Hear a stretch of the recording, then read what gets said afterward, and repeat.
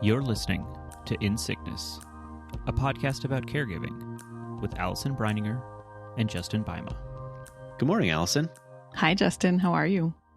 I'm doing all right. It's our snow. We had a bit of a snow period here. Yeah. I love our middle age. Like, you ask a person how they are and they answer with we got to talk weather. The weather. We got to talk weather. So it's finally raining and the snow's going away. So will that be permanent? Like, are you done then with snow? Do you think? We're probably done. Oh, wow. Yeah. Okay. So that's happening. But what's exciting is today, Sarah and I and Mosey's are headed to the beach, and it's a rainy Washington beach. Let's not. Okay. It's still great. For 6 nights. We got a little Airbnb, and we're going to have a week of just hunkering down, being cozy, and just, Wow. doing our thing. And so it's been easily a decade, I think, since we've done anything like this. So it's wild that this is an option. Yeah. We're kind of doing it. The reason we're doing it is Sarah's dad is getting solar panels installed this coming week. And so there's going to be the house that you all live in. Yes, we all live in this house. Yeah. And so there's going to be people in the house to access the attics, to run wires, and people on the roof and all of that. And Mosey does not do well with other people around. So she would be going crazy the entire time. Right. So we're just going to remove her from the situation. Yeah. And do this fun thing. Brilliant. So it kind of came up as a thing that felt like to avoid a lot of stress dealing with the dog, and is turning into okay, we're going to have this wonderful, hopefully little getaway. So really excited about that. We have a lot of packing yet to do, but again, we're going 30 minutes away. Okay. So it's very easy for the things that I'm sure we'll forget that I can run home, I can pick those up, and I can head back out there. Yeah. So it feels like a great first step and a possible opening of a new chapter. Wow. Yeah. So remind all of us, what was it that meant that in the past for the last 10 years, you haven't been able to do that? Like, what would have prevented, or what would have, you know what I mean? Yeah, for sure. For a while it was Sarah just did not have the energy for anything like that. Yeah. First a number of those years she was in bed for most of the time. And then as she got better, it was still for her to sleep and for her to feel comfortable, being in her space was really important. Yeah. And then for the last few years with the dog, it's just felt like a challenge to do that with our dog. Sure. But we're going to kind of rip that Band-Aid off and see how it goes a little bit. Yeah. And we've gotten we've visited our friends on their farm across the state a couple times. So those have been 2 nights. And so we've gotten away a little bit, but this is kind of a bigger thing, just us. And I'm hopeful that it can be something we can do more frequently for non feels solar like panel reasons. Exactly. For just reason of getting away. Yeah. Because you earlier in your marriage, you traveled all over. Didn't you go to Europe a lot and all of those things before she got sick? We took a trip to Europe. We did a big trip there. And that was something that we had we both love. Yeah. So having a little bit of that as maybe future options is exciting. Yeah. Wow. Oh my gosh. I'm so happy. I think it's too because we've done some similar things like this recently, Sean and I have. Mm-hmm. And I think it's sort of the perfect trial because it's you're going to an Airbnb and you're not going to be around other people. And so if you get there and you both have to crash, that's fine. Yeah. And you're not that far from home, and there just aren't that's a huge difference. And so, oh my gosh, I'm so happy for you. Yeah. Amazing. Cool. Well, I'm excited to hear how that goes. Yeah. How about you? How are things going over in St. Paul? It's very February here. Okay. And what I does just that have mean?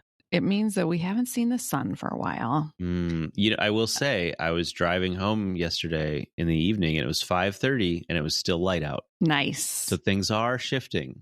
Well, okay. So the sun is there. Okay. It's just covered. Oh, I see. With clouds. Got it. Is what I mean. So it's not the dark. Sky. Got it. Right. It's not the dark necessarily. It's just cloudy and gray. And tomorrow, like the high of the day is going to be like 5 below or something. Nope. I don't know. Nope. So, right. So the good thing is I remind myself of this every February is like, you're going to get to a point where you're just going to hate everything. And everything's going to feel terrible. And it's just because it's February. That's just what's happening. Right. So anyway, that's where I am. Is I'm feeling very February about everything. We had, so a couple weeks ago, we got to do very similar to what you just about to go to, is that we got to go to like a friend had a timeshare a couple hours away and said, do you want it for the week? And we said, sure. Yeah. And so we've been able to do that kind of thing lately, but we also just had this whole thing. So Sean's aunt just passed away. I'm sorry. Thank you. And this is like the sister of Sean's mom who passed away a couple years ago. Yeah. So, it's just a lot for this family. And the funeral is going to be in Chicago, which is around a 6-hour drive from here. Oh. And so it's kind of right on the edge, right? Yeah.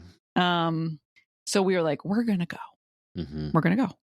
But then it just turned into this whole thing of like, do we fly? Do we drive? Do we drive here? There's all these winter storms coming through. And then I'm tracking the temperature and all of this. And so part of that is the mental load of like Sean's capacity. Like he's not the one, like he's not a worrier anyway, but he's just like, okay, we're going. Whereas I'm like checking frantically, like the weather in all of these different cities and like thinking about all the different contingency plans and all of that. And just, feeling tired and low energy and all of me, right? Yeah. Both of us.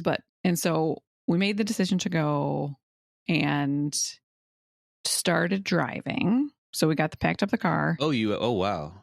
Started driving. You were on the road. We were actually on the road.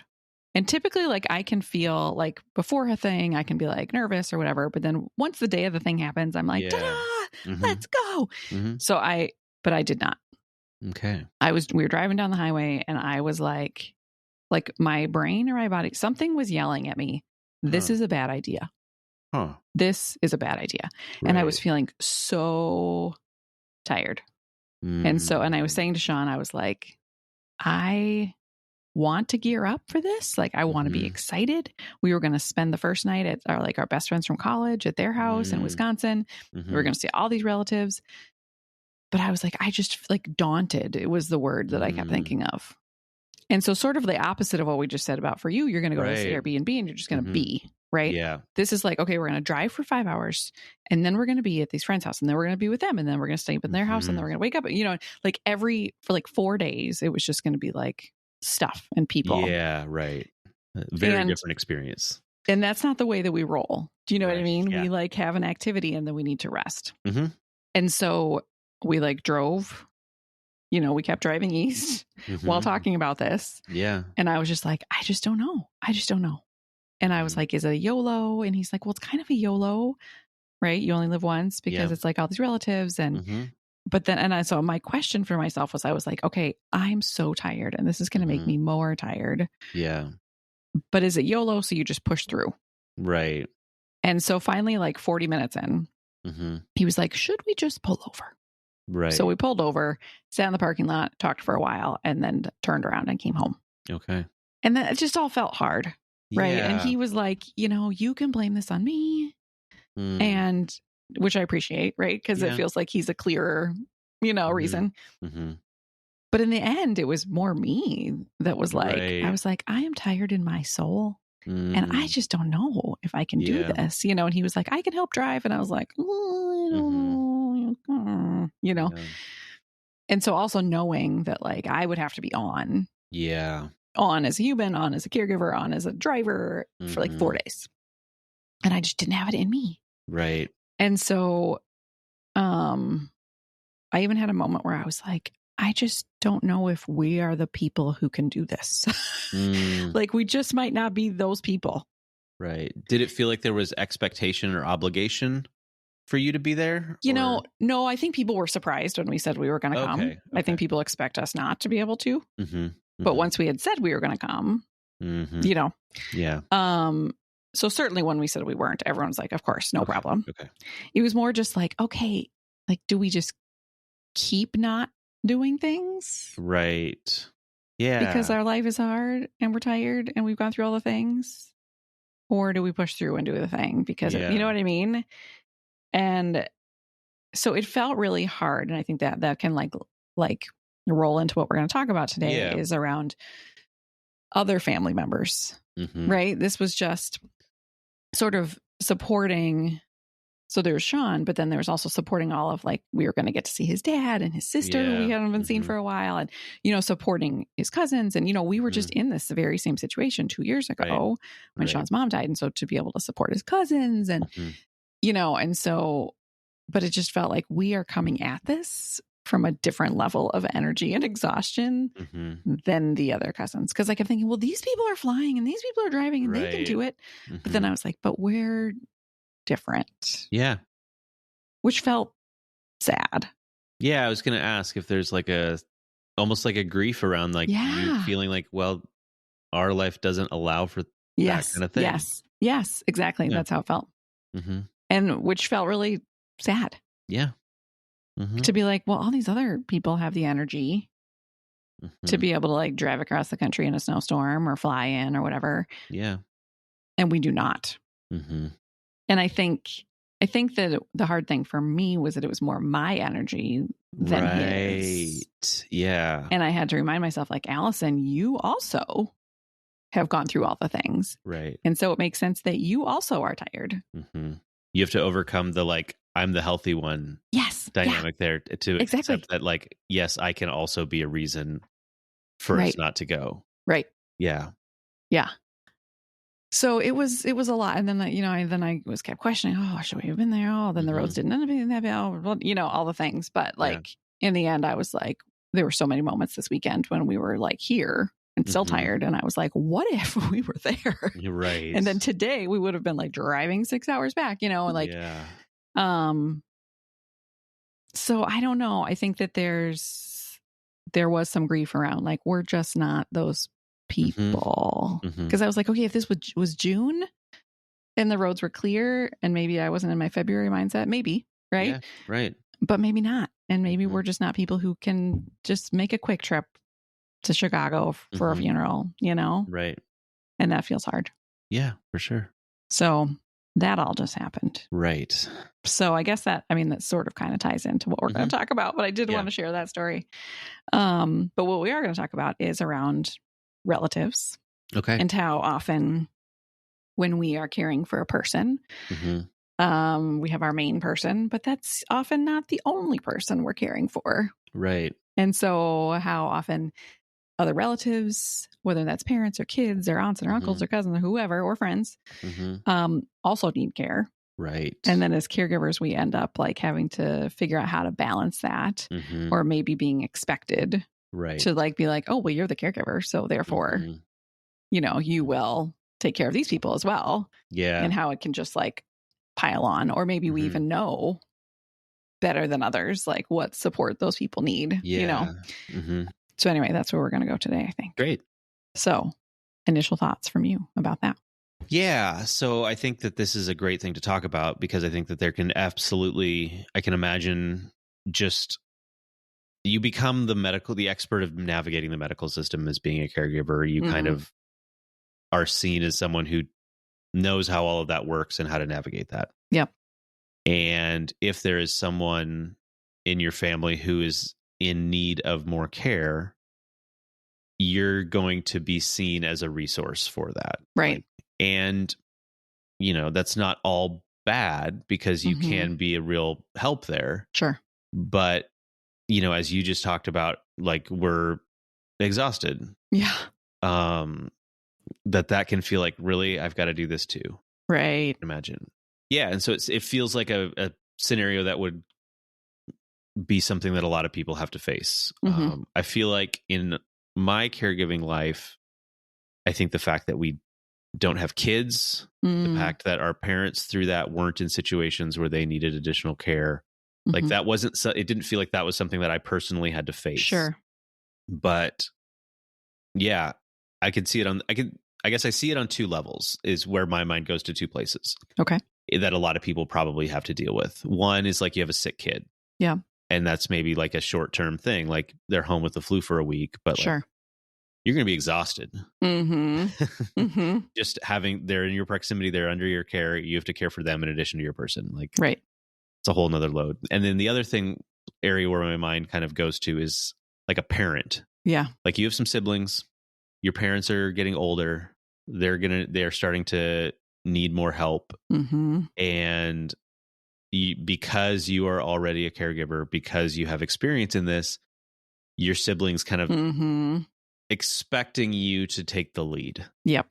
And I think that probably already, and I think that we have someone we're going to talk to about this at some point, like the sibling dynamics around caring for a parent. Right. Like I think that's, even if none of them are a caregiver, they're all, whatever, that can still be a tricky dynamic because for sure you got multiple cooks in the kitchen there, I guess.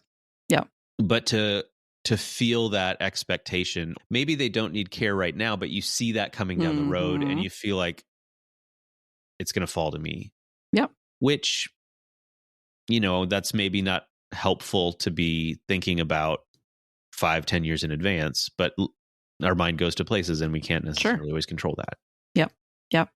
So those are kind of the areas where I first thought about, I guess in your work with caregivers, are there other situations that jump out or kind of where else does this impact, the caregivers you've worked with? Well, and I think just to go back for a second, when you said about like, we can see it 5-10 years down the road, partly I think because we are in it, we might see it and be more aware than our siblings. Right. Yeah. Or than other people. Right. And so, it's true that we are probably the best people because we've got this experience and we've got this mindset, but that doesn't mean we want it, Right. It's like we have this heightened vigilance too of like watching them and kind of being aware, like, because we're used to that for our person and maybe being the first one to feel like we have to initiate this conversation about, hey, we got to do something about mom. Right. Yeah.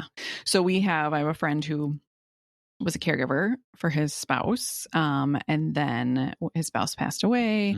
And then his siblings, just like you said, were like, well, great. Now you can care for mom because you have been a caregiver. So she needs help. So it should be you.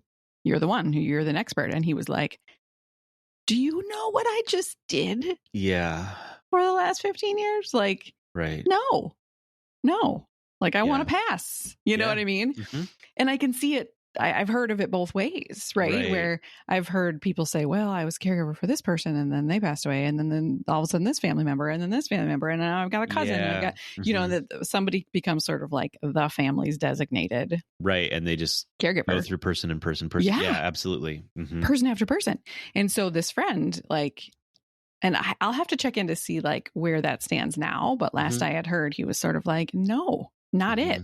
Yeah. Like, not my turn, like your turn, but you're right that I could see that like that happens, that I think siblings are like, well, clearly you're the person to do that. And so I think I hear that piece a lot. And so I think even in my life, I have an aunt who moved to town and is 81 and, and I am always thinking like, if I ever like suddenly something gets canceled, I'm always like, oh, I should go over there, cause she lives like in an assisted living space. And I'm just always thinking, I should be visiting her. I should be this. I should be checking in on her. I should, and it's like, it's a lot. And I'm certainly not her primary caregiver. Right. But it just, I think, again, because I know this space well, I know like how important it is that I see her and I support her and all of that. But also I'm more tired. Because I'm already doing it. I'm already a caregiver. And so then it just feels like I have this heightened awareness, but less capacity. Yes. And I wonder if that's true for a lot of caregivers, is the heightened awareness of seeing other family members or other people in their lives that could really use that support and could really use the extra caregiving, but less capacity because they're already currently caregiving, or maybe they're recovering from being a caregiver. And so it's that being torn, right? Of like, oh, I should be, or I see this thing, but I also don't have the energy to do it because I'm already doing it. And some people have that option. Some people don't, right? Some people are like, I don't have the energy. And yet I'm the only one. So I still got to go take care of this person and this person and this person and this person. Yeah. Because I think that if somebody said, oh, who are you a caregiver for?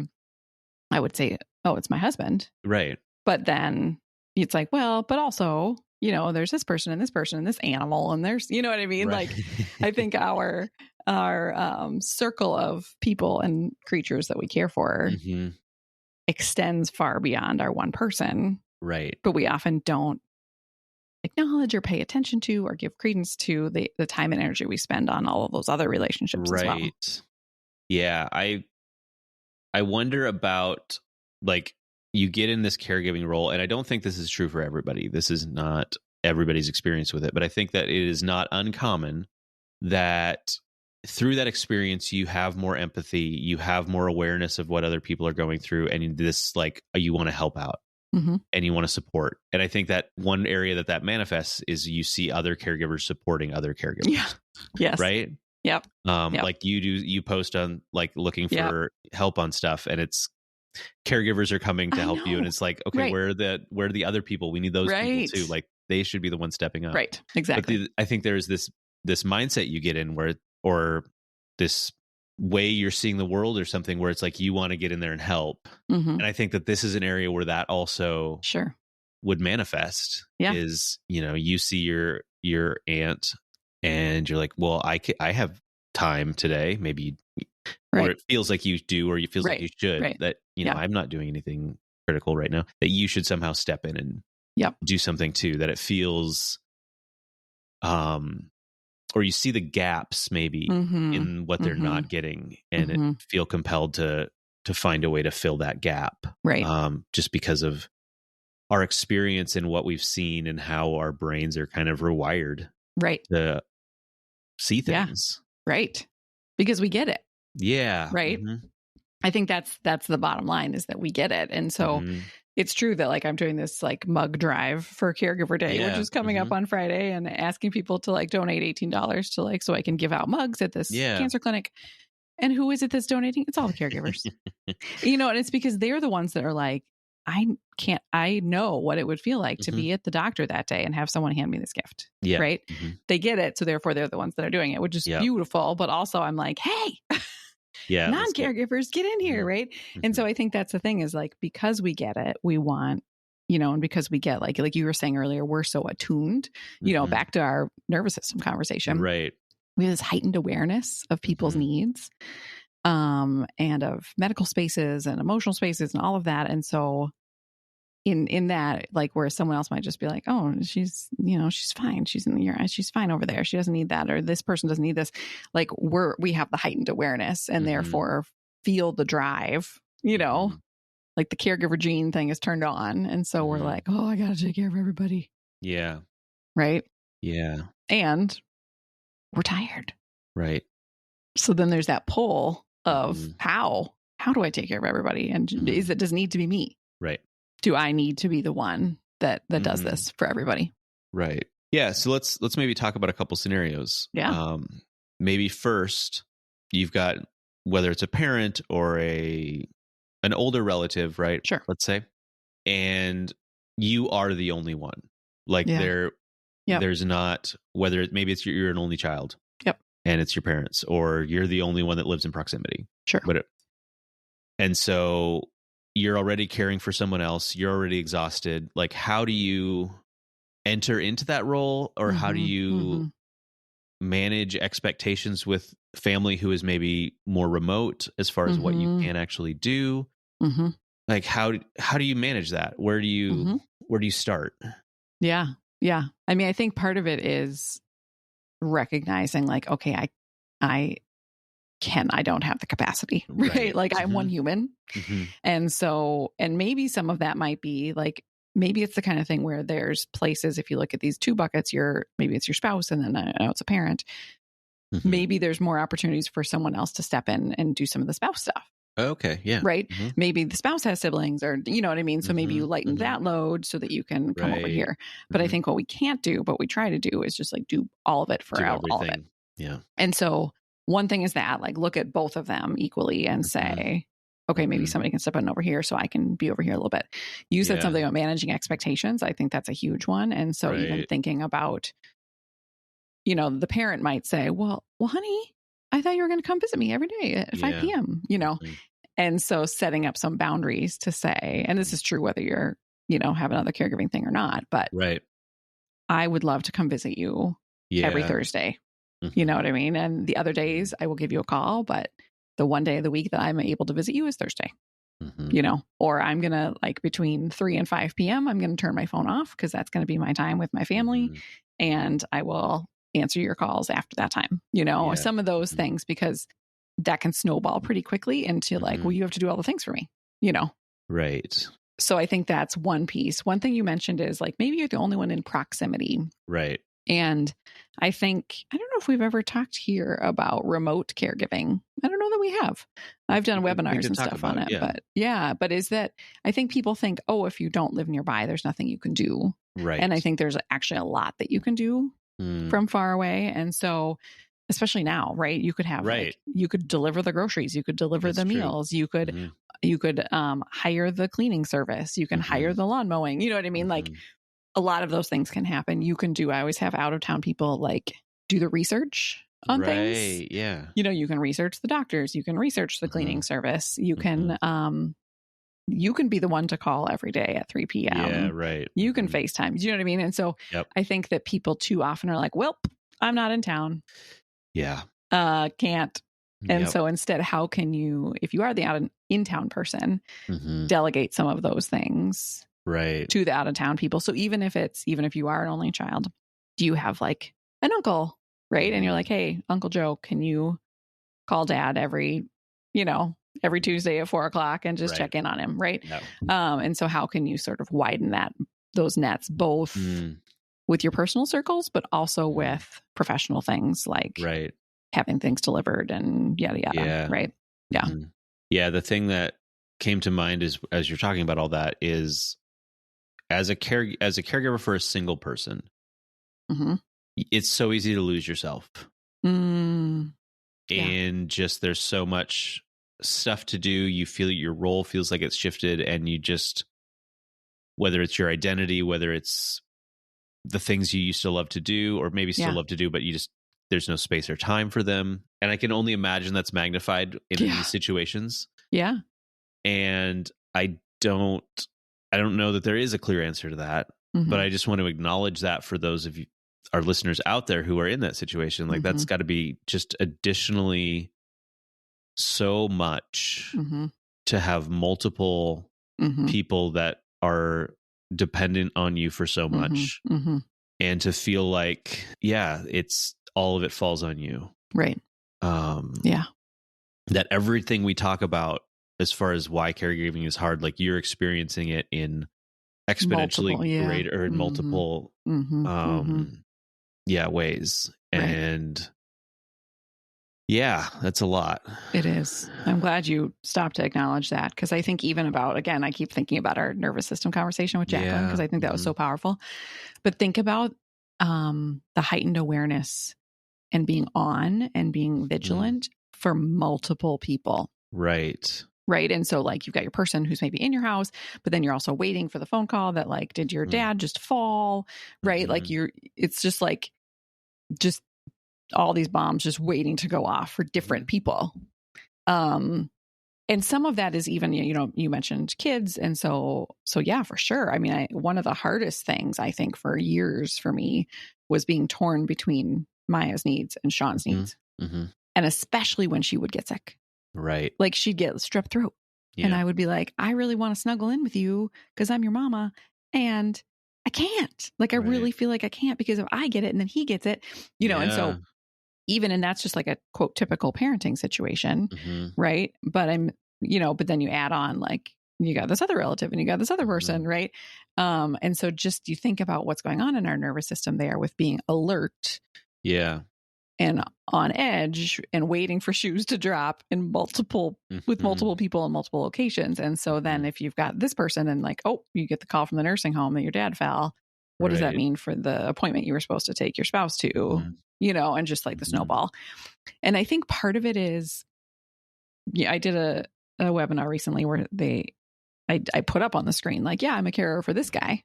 Yeah. And then I had a picture of my aunt, and then I had my daughter, and I had the animals, I had all the things that I'm also a caregiver for all these people and animals. And someone in the chat was when do you sleep?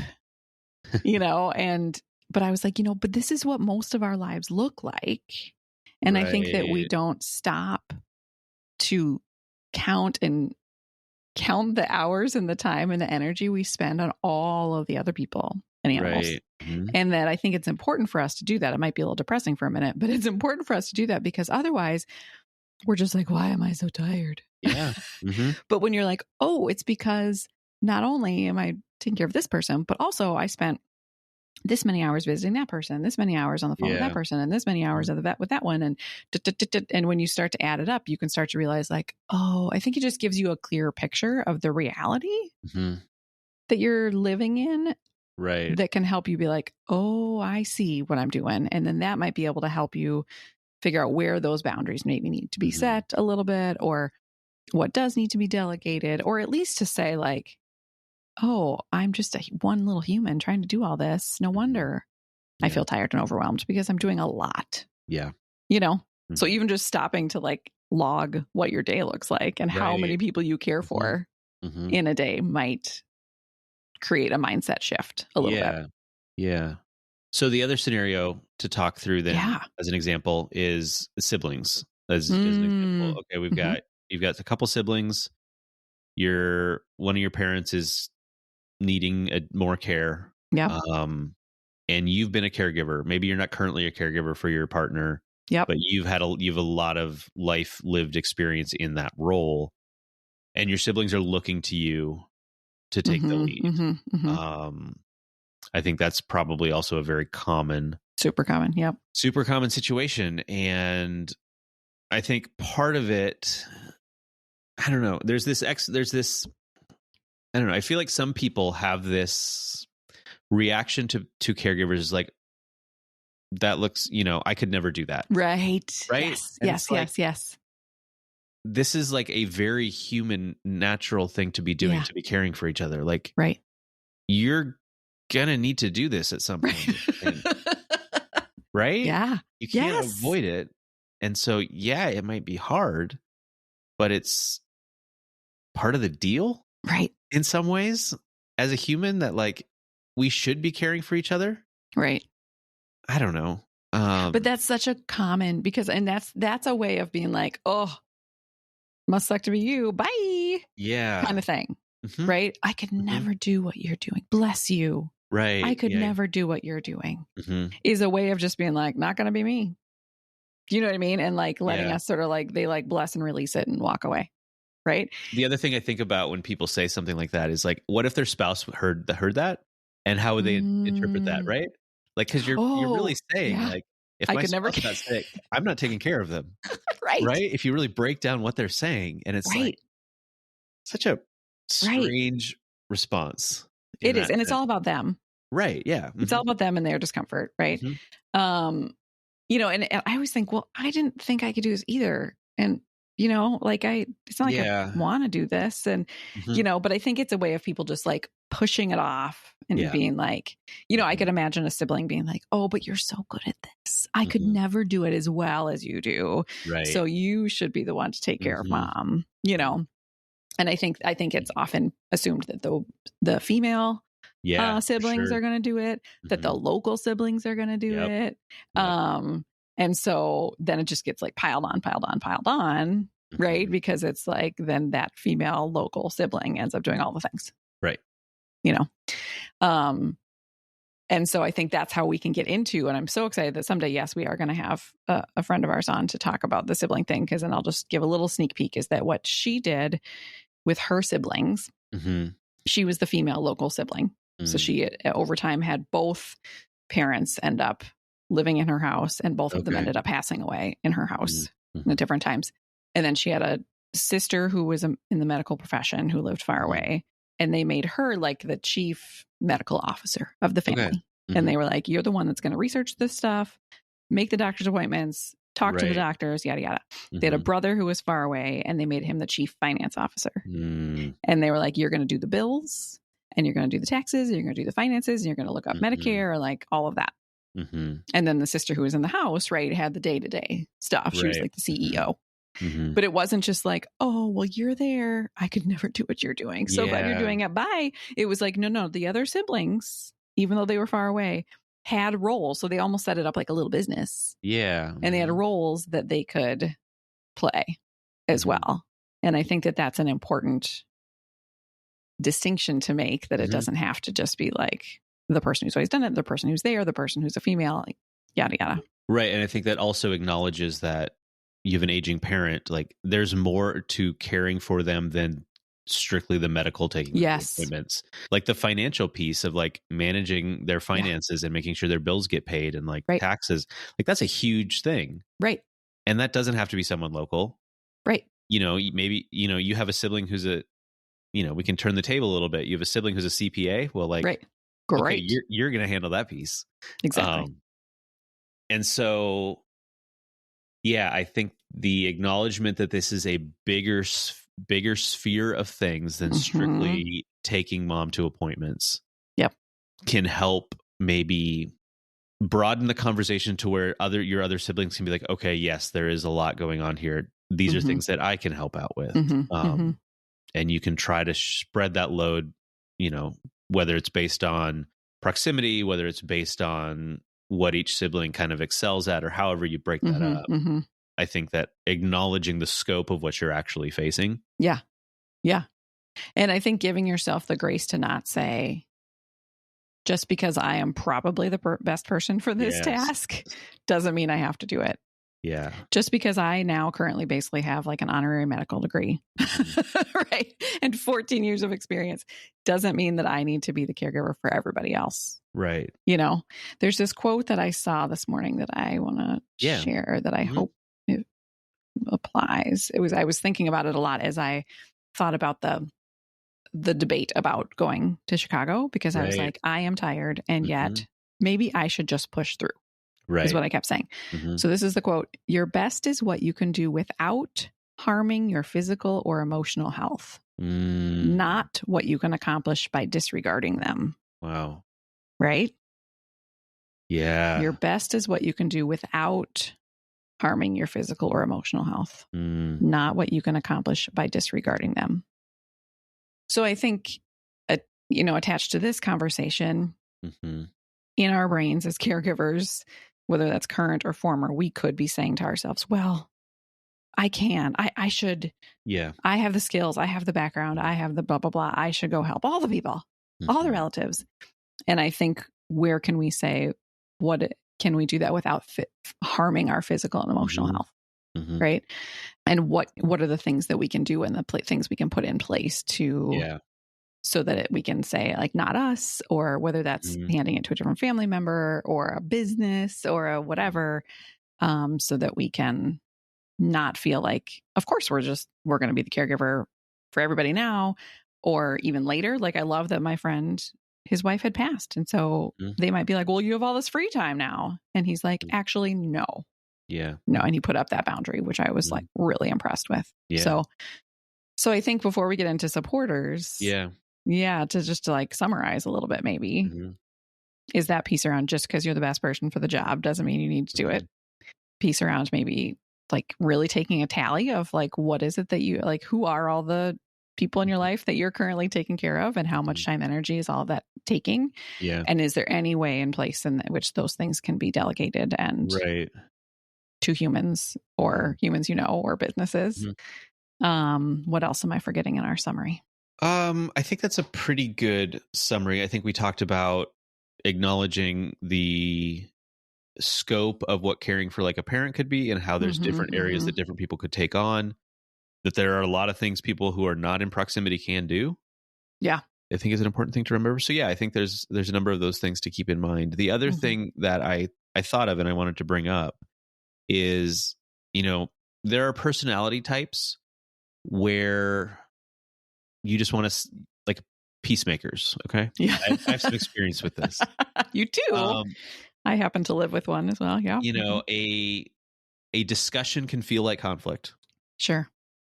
And you want to avoid or end the conflict. And so just agreeing and just saying, yes, I'll do it. Sure. Right. I think that can be a knee-jerk reaction for people, or for various reasons, people are just very attuned to saying yes to something. Right. And saying no feels like you're creating conflict. Right. Right. And feels like impossible. And I think that as caregivers entering into these discussions about, okay, who's going to be providing this additional care to this person, going into that with an honest assessment of what your capacity is. Yeah. Like, what do I physically, mentally, emotionally have space to take on? Yep. And there's some work involved in coming to terms with that. Like, I think if you're in the thick of caregiving and you're just like treading water, trying to keep your head out, trying to stay afloat, I don't know that you're always aware of where you're at with your capacity. Right.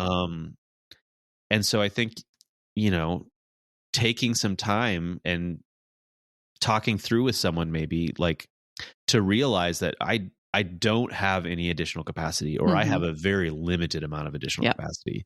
And to maybe you can bring that up in the discussion as far as, I already have this. Like, do you want me to like burn out and just be a shell of a person for this? Right. Right. Like I can't. Yeah. Because our well-being, I love that quote that you shared that like if what you're doing, what it seems externally that you're excelling at is destroying you physically, emotionally, mentally, like you're not doing your best. Like I love that idea. And it's so counter to what our culture tells us. Of course. Yeah. Another thing I just thought of real quick is about the triggering aspect of this. So even, again, this aunt one time was at our house and fell while she was here. Yeah. And needed to go to the ER. Right. Now her ER is Sean's ER. Right. And I was just like, oh no. Yeah. And fortunately, my mom, who is amazing, was like, I'm not going to make you go to that ER. I will take her. Even though I had said to my aunt, I'm going to go with you. My mom was like, nope. I know that is a triggering space for you, and I will take her. I like it. You don't have to go there. Right. And even then, knowing the two of them were there in that space was like triggering for, like the whole thing. And so I just want to acknowledge that piece too, is that we come at this with a lot of like baggage, may I say. And so like taking another person to hospitals and doctors and can be triggering for us potentially, because we already may be coming at this with a lot of medical trauma. Exactly. So I think that's another space that I just thought of. Also, when you were talking about personality types, one of the Enneagram types is a caregiver. Right. Yeah.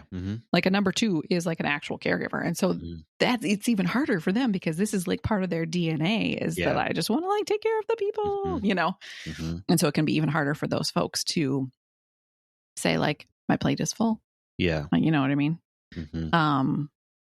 And to not take care of all the people. Yeah. Yeah. I keep thinking of a really wise friend of mine used to help me with the phrase, what is mine? Because I would be there and I'd be like, well, but I can see that person is unhappy and maybe I should be trying to, and I can see that. And she was like, they are adults. Yeah. And they can make those decisions. Right. And what is yours? What is yours? Yeah. So I think, and then, that could backfire, because you could be like, well, all these relatives are mine. Yeah. But does it have to be yours? Right. Yeah. We can't do it all. We cannot. Nope. Supporters. What do we want those supporters to do for us? Yes. What do we want our supporters to do? I think number 1, build a strong support system for the caregivers in your life. Like just use this conversation as an example of, there's so much going on. They're so exhausted and just at the end of their energy and limit. So be a strong support system for them. Yep. Number 2, I think, is becoming more aware of their caregiving responsibilities outside of the person they're primarily caring for. Yes. And using that as a way to, 1, motivate you to provide more support, or to provide support, but also to expand your view of what that support could be. Like there is another person who is out there that needs some support. Yep. How can you help that situation? Like it can broaden the range of, how you can help. And maybe it is, you see more the importance of helping with their primary person so that they have a little more capacity to help this other person, but just to look for the whole picture. to look for the ways where they're overextending and to be there and help out in those ways. Yeah. Yep. And should we add to not say, I could never do what you do? Right. Yep. Not helpful. Take it out of your vocabulary. Not helpful. Yeah. Good. This is just making me think. So this is a plug I wasn't going to do, but it just fits really well. I'm working on something called the Storyline that I'm going to launch soonish.